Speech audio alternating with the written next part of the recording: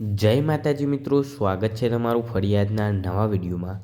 તો મિત્રો, ખેડૂતો માટેની એક મોટી ખુશખબર છે, જેમાં સરકાર દ્વારા એક ખૂબ જ અગત્યનો અને મોટો નિર્ણય લેવાયો છે, જેમાં ઉત્તરાયણની ભેટ જેમાં 2000ની જગ્યાએ તમને 6000 રૂપિયા મળવાના છે। હા, તમે અત્યાર સુધી 18 હપ્તા 6000 રૂપિયાના નહીં મેળવ્યા હોય, પણ તમને 19મો હપ્તો 6000 રૂપિયાનો મળવાનો છે।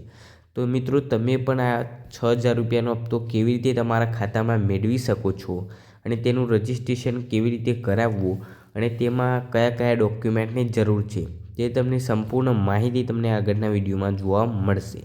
અને મિત્રો, તમારા માટે અલગથી એક યોજના પણ છે, જેની વાત પણ આગળના વિડીયોમાં કરશું। જો મિત્રો તમે પણ 6000 રૂપિયાનો 19મો હપ્તો મેળવવા માગતા હોય તો વિડીયોને સ્કીપ કર્યા વગર અંત સુધી જોજો। અને મિત્રો, તમને વિડીયો કેવો લાગે તે કોમેન્ટમાં જરૂરથી જણાવજો। સારા સમાચાર, હવે મોદી સરકારના ખેડૂતોના ખાતામાં 6000ને બદલે આપશે 36000 રૂપિયા, જેનો કોણ અને કેવી રીતે લઈ શકાશે લાભ।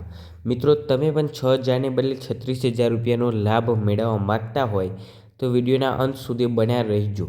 મોદી સરકારની નવી જાહેરાત, ખેડૂતોને થશે મોટો ફાયદો, જેમાં ખેડૂતોના ખાતામાં 6000ને બદલે 36000 રૂપિયા આપવાના છે। જો તમે પણ ખેડૂત છો, તમને મોદી સરકારની ખાસ યોજનામાં હવે 6000 રૂપિયાને બદલે 36000 રૂપિયાનો ફાયદો થઈ શકે છે। મોદી સરકારે ખેડૂતોની આવક વધારવાના હેતુથી અનેક યોજનાઓ શરૂ કરી છે। આ ખેડૂતોને મળશે લાભ જે ખેડૂતોની ઉંમર 18થી 40 વર્ષ છે, તે આ યોજનાનો ફાયદો ઉઠાવી શકે છે। ખેડૂતો પાસે વધારેમાં વધારે 2 હેક્ટરની ખેતી લાયક જમીન હોવી જોઈએ। આ યોજનામાં ઉંમરના હિસાબથી રૂપિયા જમા કરાવવાના હોય છે।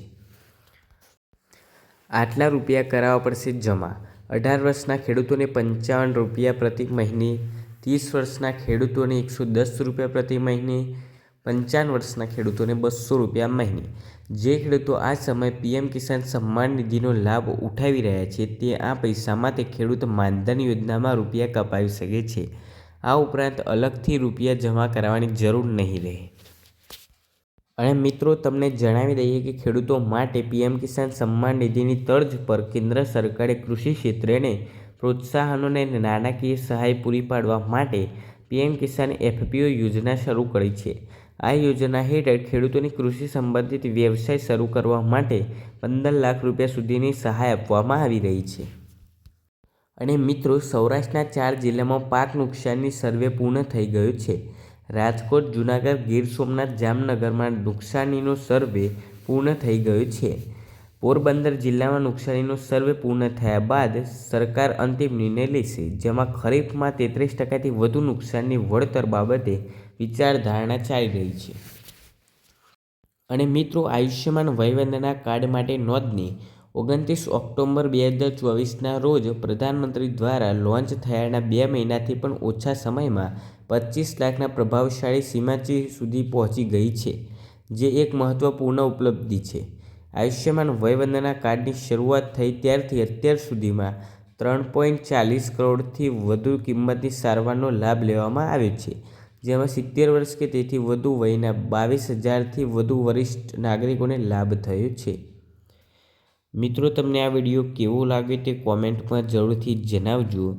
અને વિડીયો પસંદ આવ્યો હોય તો વિડીયોને લાઇક કરજો અને ચેનલ પર નવા હોય તો ચેનલને સબસ્ક્રાઈબ કરજો। અને કોઈ પણ પ્રકારનો પ્રશ્ન હોય તો કોમેન્ટમાં જરૂરથી જણાવજો। મળીએ બીજા વિડીયોમાં। ધન્યવાદ।